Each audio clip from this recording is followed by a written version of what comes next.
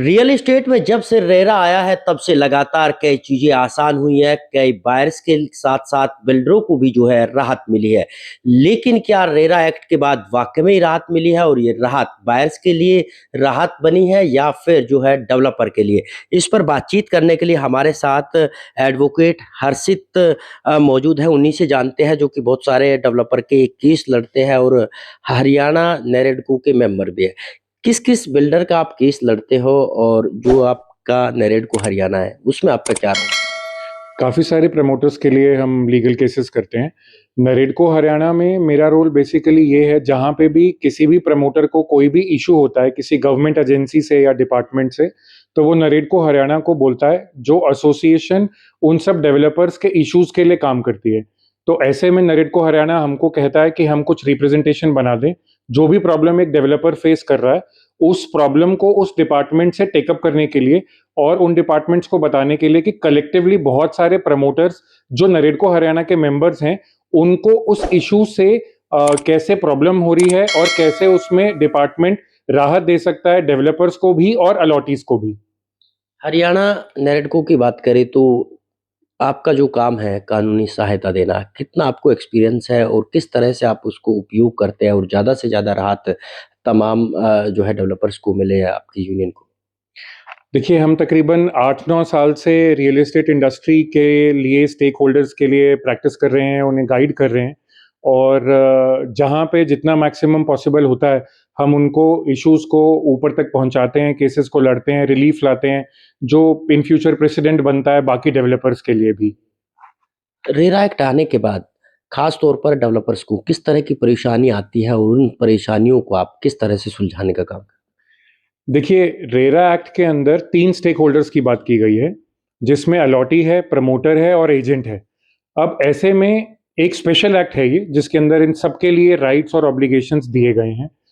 परेशानी इस तरीके से आती है कि कई बारी प्रमोटर्स के अगेंस्ट जो अलॉटीज केसेस फाइल करते हैं,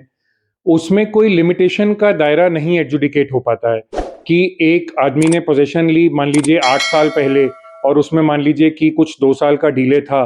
तो वो 10 साल बाद भी आ जाता है कोर्ट और बोलता है कि मेरे को रिलीफ दो। तो कई बारी रेरा अथॉरिटीज़ उसको एडजुडिकेट कर लेती हैं, क्योंकि रेरा एक्ट में एक लिमिटेशन का स्पेशल प्रोविज़न नहीं है। तो हाल ही में अभी हमने एक रिप्रेजेंटेशन रेरा को दिया है नरेडको हरियाणा की तरफ से, जिसमें एक पॉइंट हमने ये रखा है कि रेरा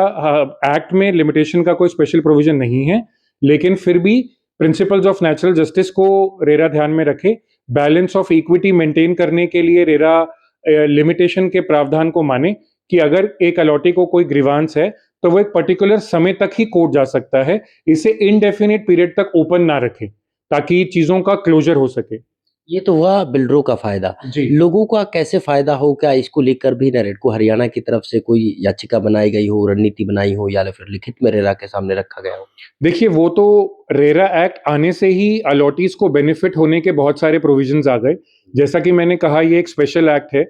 तो इसके अंदर जैसे क्वार्टरली प्रोग्रेस रिपोर्ट का एक प्रोविज़न है, जिसके अंदर हर क्वार्टर में बिल्डर को इंजीनियर, आर्किटेक्ट और सीए के सर्टिफिकेट्स देने पड़ते हैं रेरा में और ट्रांसपेरेंसी के तौर पे वो इन्फॉर्मेशन अलॉटीज़ को भी अवेलेबल होती है, ताकि अलॉटीज़ ये देख सकें कि उनकी कंस्ट्रक्शन सही स्पीड से चल रही है या नहीं चल रही है, कहीं पे रुकी है या नहीं रुकी है और उस सेंस में वो अगर प्रमोटर को अप्रोच करना चाहें या डिपार्टमेंट को अप्रोच करना चाहें, बातचीत करना चाहें कि कहीं पे कोई चीज़ रुक रही है तो क्यों रुक रही है एटसेट्रा, तो वो की जा सकती है। तो रेरा एक्ट ने ही अपने आप में काफ़ी सारी चीज़ों को जो किसी भी एक एक्ट में डिफाइंड नहीं थी, उस एक्ट में लाए और वो अथॉरिटी उसके ऊपर फंक्शन कर रही है, जिसके अंदर काफ़ी ट्रांसपेरेंसी आई। तो दोनों ही स्टेक होल्डर्स के लिए ये एक विन-विन सिचुएशन है। आपने कहा कि ये एक्ट अपने आप में अलग है, बायर्स के लिए राहत देने वाला एक्ट है। आपने कहा कि लोग जो है रेरा में जाके साइट विज़िट भी कर सकते हैं, लेकिन बहुत सारे डेवलपर ऐसे हैं जो लोगों को जाने नहीं देते। बाद में फिर लोग रेरा कोर्ट में जाते हैं, तो इसको लेकर भी कुछ आपने समाधान की कोशिश करी हो? देखिए, किसी भी अलॉटी के पास राइट है अपनी साइट विज़िट करने का। प्रमोटर्स अक्सर बोलते हैं कि सही तरीके से साइट विज़िट की जानी चाहिए, जब एक साइट अंडर कंस्ट्रक्शन होती है, तो उन चीज़ों को ध्यान रखना चाहिए और जिस तरीके से मैंने कहा कि क्वार्टरली प्रोग्रेस रिपोर्ट जो है, वो ट्रांसपेरेंटली उनकी वेबसाइट पे अवेलेबल होती है, तो स्टेटस वहाँ से देखा जा सकता है कि कितने परसेंट कंप्लीशन हो गया है इंजीनियर वाइज, आर्किटेक्ट वाइज या इन टर्म्स ऑफ अकाउंट्स कि कितना पैसा प्रोजेक्ट पे लग गया है, कितना प्रोजेक्ट पे लगना बाकी है। डेवलपर्स की बात करें तो इस कानून में कितने बदलाव की ज़रूरत है ताकि उनके सामने जो चुनौती आती है वो कम हो सके, दूर हो सके? देखिए, एक बहुत बड़ा पॉइंट अगेन जो अभी नरेडको हरियाणा ने पॉइंट आउट किया है अपनी रिप्रेजेंटेशन में, वो ये है कि जब एक प्रोजेक्ट में ओसी आ जाता है, उस समय प्रोजेक्ट को एक तरीके से कंप्लीट मान लेना चाहिए और बहुत सारी जो रिस्पॉन्सिबिलिटीज़ हैं प्रमोटर्स की, उसको एक एंड पॉइंट दे देना चाहिए ओसी आने पर, ना कि उसको सीसी आने का वेट करना चाहिए। सिमिलरली जब एक प्रोजेक्ट कंप्लीट हो जाता है, तो जो उनका 70% सेपरेट बैंक अकाउंट होता है जिसमें कि कंस्ट्रक्शन के लिए सिर्फ पैसा रखा जाता है, उस पैसे को रिलीज करने के लिए भी एक अर्ली फैसिलिटेशन होनी चाहिए ताकि जब बिल्डर ने प्रोजेक्ट कंप्लीट कर लिया है तो वो टाइमली अपना उस अकाउंट से एग्जिट कर सके, रेरा से वो अकाउंट का क्लोजर ले सके।